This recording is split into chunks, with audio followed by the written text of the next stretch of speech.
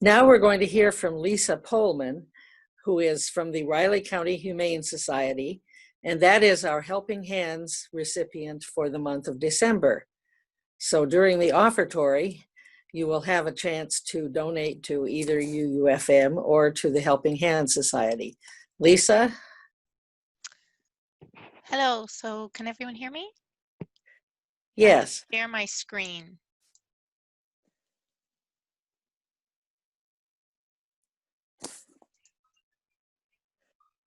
Doug, does Lisa have permission to oh, it's starting. Thank you. Okay, can everybody see it? Yes. Yes. Okay. So that's a picture of me there, and my she actually just recently passed away, Flopsy, one of my little dogs, but so that's my little memory of her. But I am here to tell you a little bit about the Humane Society. I first want to say thank you again for having me.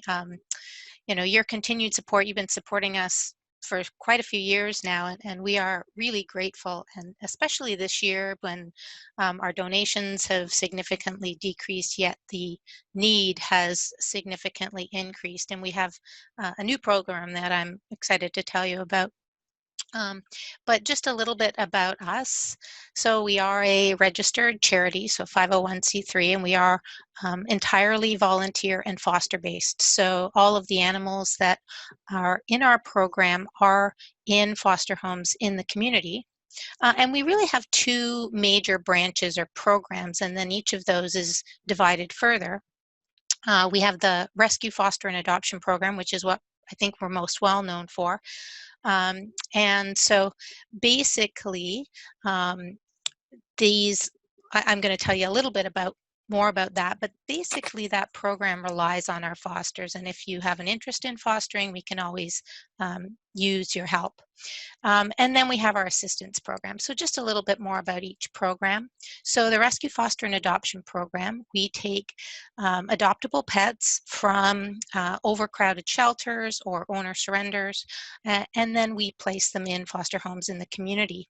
Now, the need is always greater than the resources that we have. So, you know, we continue to grow or decrease depending on who we have fostering for us and the resources we have. When we take these animals in, we provide all sorts of care. Often they've had tough lives, but we spay and neuter them, we vaccinate them, microchip them, deworm them, all the routine stuff. But many of them require significantly more medical care. We look after that, and then we adopt them out into loving homes. Just to give you an example, this is a little dog, Blue, who was actually rescued by a really nice couple from a bad situation. And then they contacted us because they felt that he was a little over their heads in what they could manage. And so I'm really glad they contacted us. So he had what is generalized demodectic mange. And basically that's a parasite that is living in the hair follicles, and they get secondary bacterial infections. He's in a lot of pain, and this is not contagious. But so we took him, that's what he looked like when we got him, and then we treated him with antibiotics and treated the parasite and treated him for pain, and this is then what he looked like at adoption. And we get a lot of these sorts of cases. We do have quite a few veterinarians on our board, so we are able to do things that other organizations are not able to do.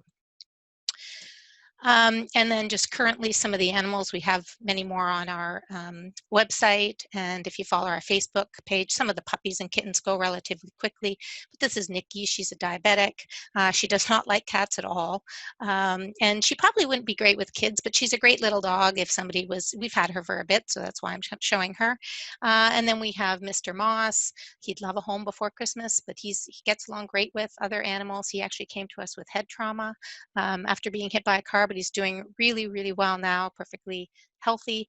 And then we have this bonded pair that we've had for a while because it's a little harder to adopt out the pairs. So, but again, if you're interested in adopting an animal, I encourage you to go to our Facebook or website, or even to another rescue. We're all on the same team. And I liked the story of Mr. Pickles.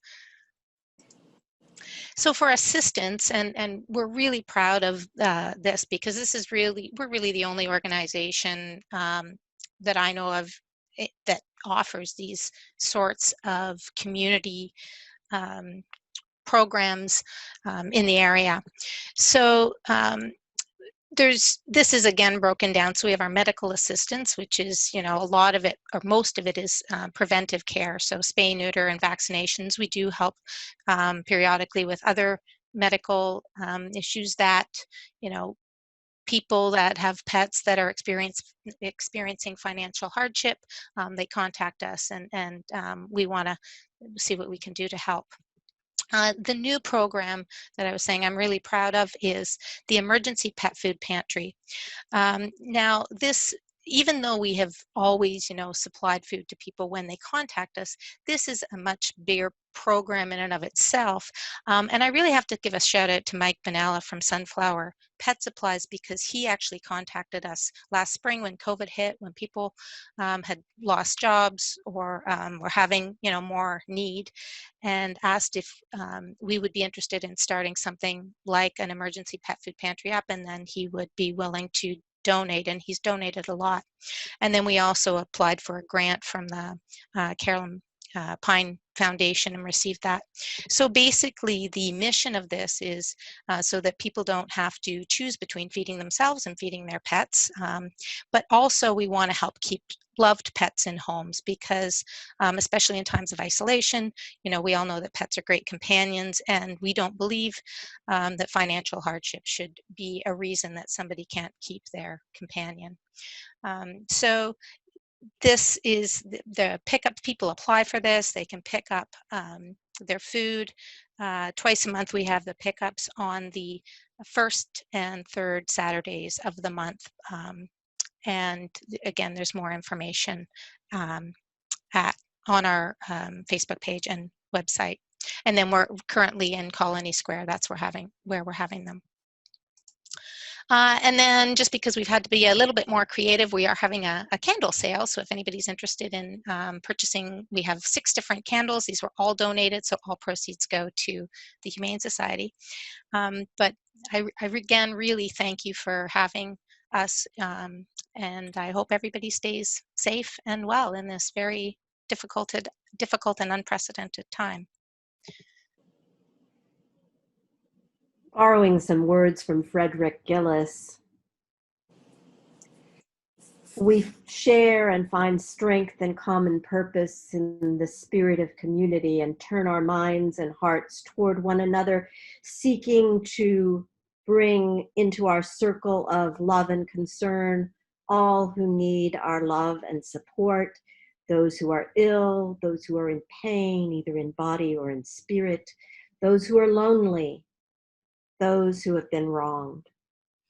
We are part of a web of life that makes us one with all humanity, one with all the universe.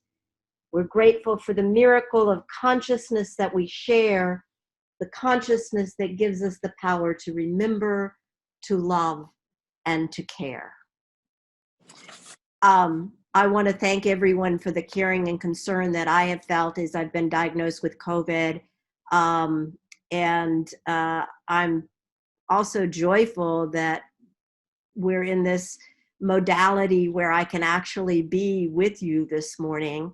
I recorded my reflection earlier this week, so you'll get a chance to hear that later. And I also note that Jane Pelletier is having surgery on her hand. She'll have to learn to be left-handed for about 6 weeks. We certainly wish her well with that. And we're aware of other people struggling with illness. Harriet has family who also have a COVID diagnosis. This is something that we'll just all keep in our hearts and minds. Everyone who is dealing with the virus and the economic repercussions and all else that we're dealing with in these challenging times. So thank you all for your kindness.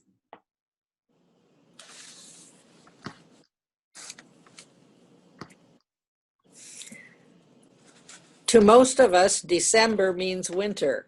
It's not officially winter yet, but we just heard Winter by Vivaldi, and now I'm going to read a poem called Winter by James Simpson.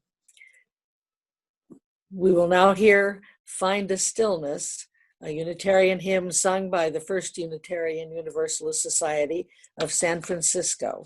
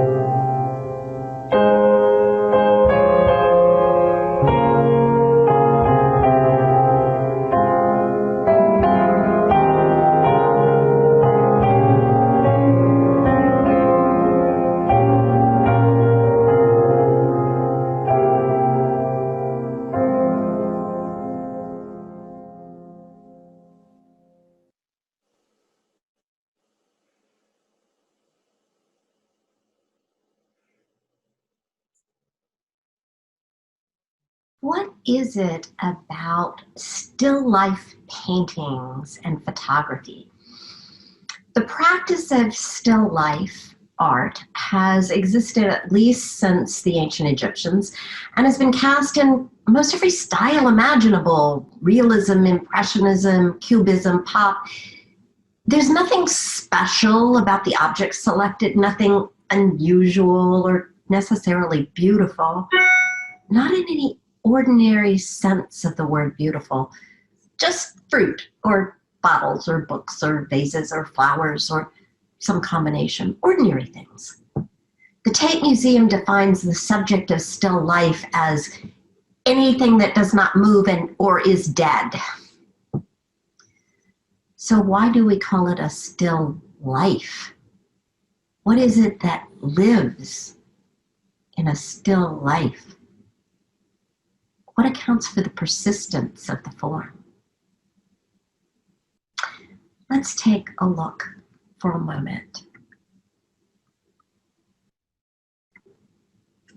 So much of what we notice in still life art comes because it is still, motionless. And that motionlessness hints of eternity while it's grounded in a particular time and place. Any good art does that, doesn't it? Points us toward what is timeless while bounded by particulars. In stillness, we can discern, we can notice what would never register when we're lost in the movement. We can reflect in a still life. We notice the textures, the colors, the shape of each item. We discern relationships among the objects, similarities and differences, ways they complement or contradict one another. We see the effects of light and shadow, how it enhances and distorts what is before us, folds and creases, imperfections and irregularities, cracks and flaws, reflections. All of these play together to tell more of the story that we witness. And because we are human, we do make stories of the pictures and often assign symbols to what we see. The things that do not move become messages to us that help us remember the life lessons we need to embrace. Yet how much opportunity is there for this kind of noticing? How often do we still ourselves and our world to allow us to really see and grasp what is before us?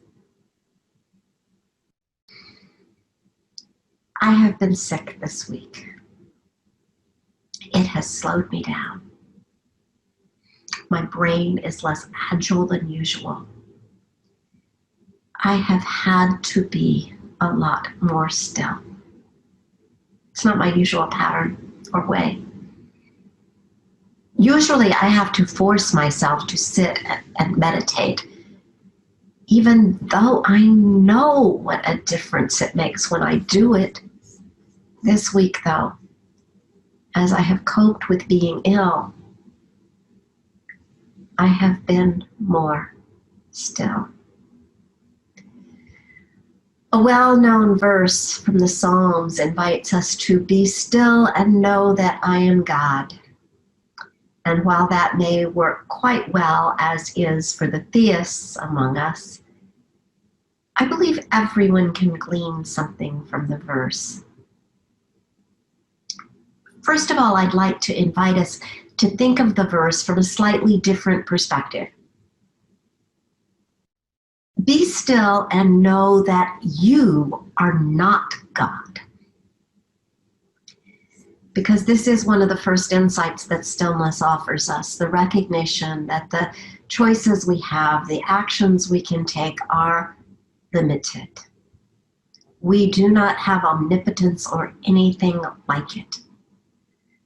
When we are still, we know something of our own limits. And part of those real limits is the limit of mortality. A whole genre of still life takes the form of memento mori. Remember that you will die.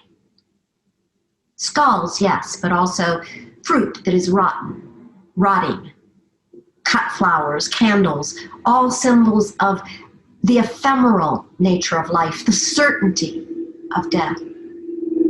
It's not macabre, though. We remember that we will die in order to recognize our limits and also to realize the gifts we have before us that we need to take in and appreciate now. Death reminds us to be grateful for the opportunity to live and invites us to seize that opportunity.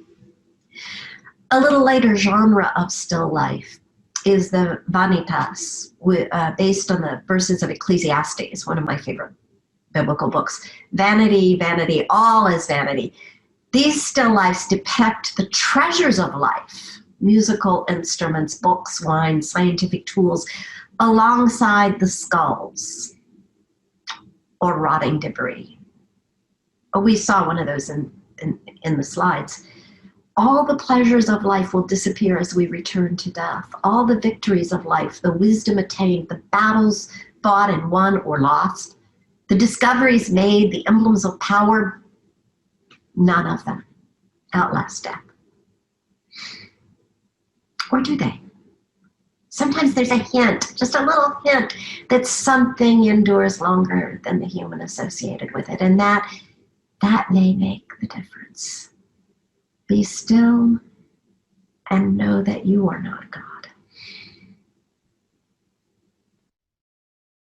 I've played with the verse a little, turned it over in my mind, and realized there's a lot of potency there, word by word. Be still and know that I am. Perhaps this is another realization that comes as we are still. We realize our own reality. Just as we come to know the reality of the fruit or the flowers or the skull in a still life painting, so we find our own reality when we are still. We come to know our thoughts and feelings, the ones we appreciate and those we would rather not be aware of. Part of the reason we resist stillness is to avoid the hard feelings, the anger and sadness and fear that we know, whether conscious of it or not, will assault us when we are still. I had a colleague who was a rabbi who went away for a week-long Buddhist silent retreat. When he returned, he told me, I thought I was going away for a restful time. It was the exact opposite. Once I sat still, so much came up for me. It was anything but restful. Maybe you too have had too much stillness in this interminable pandemic. Stillness is not emptiness. We know that if you create a vacuum, air rushes in. Stillness may be much the same when we create the space. Whatever needs to come, comes. A poem by Derek Walcott, Love After Love. The time will come when, with elation, you will greet yourself arriving at your own door, in your own mirror, and each will smile at the other's welcome and say, sit here, eat. You will love again the stranger who was yourself. Give wine, give bread, give back your heart to itself, to the stranger who has loved you all your life, whom you ignored for another, who knows you by heart. Take down the love letters from the bookshelf, the photographs, the desperate notes. Peel your own image from the mirror. Sit. Feast on your life. Feast on your life. What a lovely description of the process of reflection and rumination that can come with stillness. This is not worry and self-recrimination or fault-finding. It's looking with the same eyes you used to consider the still life art we began with. Looking with curiosity, without judgment. Serving yourself wine and bread, rereading the love letters from your soul. Be still and know that I am. Be still and know. It's not only ourselves we come to know better when we are still in stillness. We can come to know the world around us, the people we are in relationship with. We come to see what we value and what is really only vanity. We come to appreciate what is set before us. We can stop the action to reflect on what has been and what is to come. We cannot do that if we are on to the next thing immediately. Be still and know.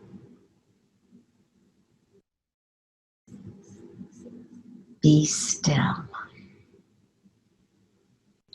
I remember hearing that more than once as a child. Be still. I was, and still am to some extent, a fidgeter.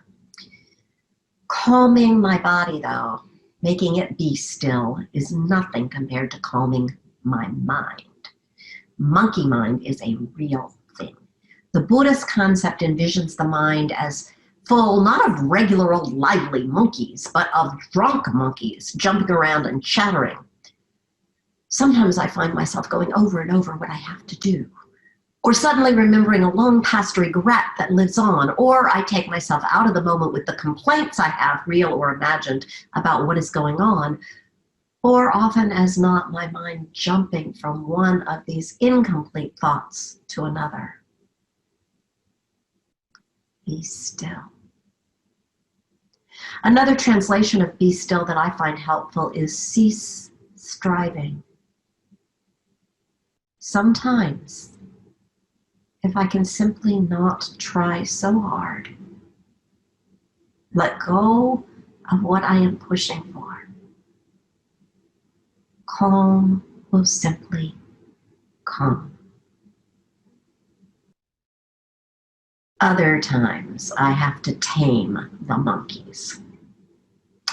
So how do we tame monkey mind? Here are a few ideas, most of which I borrow from Marilisa Fabrega, the Panamanian owner of Daring to Live Fully. Before anything else, you have to recognize and believe that you can tame your monkey mind. That sounds like a small thing. However, if you do not believe that you have control over your mind, you will never be able to develop that control. So it is an essential step, knowing you have control over your mind. One move I often forget to make is to have a conversation with my monkey mind. Stop. Ask your mind, what is going on? Does your mind want to make sure you don't forget something important? Is it scared or anxious? Let your mind voice your grievances and address them. One variation on this is to give your monkey mind a limited period of time to do its worst, 15 to 20 minutes a day.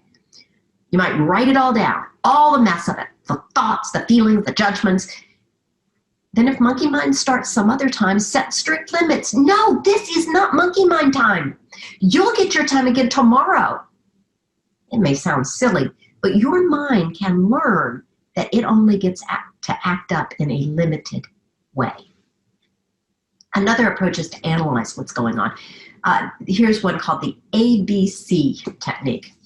It's a way to understand the difference between what's really happening and what your monkey mind thinks is happening, a way to get you back in touch with reality. A is an activating event, something that happens that triggers monkey mind. B is beliefs. You are interpreting the event based on beliefs. And C is consequences. The consequences of the event combined with your beliefs, the emotions you feel because of your beliefs. So the idea is to question the beliefs that underlie the emotions coming up for you. So if you find yourself reacting to something because people ought to behave better, you might question your belief, your expectation of how people should behave. Is it realistic to expect them to act the way you want them to? Or if you're judging yourself about falling short, you might want to ask yourself whether your standards for yourself are realistic. In short, you might need to try shifting some beliefs to calm your monkey mind. Then there are the standard spiritual practices, breathing exercises, meditation, awareness. Like, notice 5 things you see, 4 things you feel, 3 things you hear, 2 things you smell, 1 thing you taste. Simply notice. Awareness. There are plenty of spiritual practices that, done regularly or even sometimes sporadically and imperfectly, that can help your mind learn how to be still.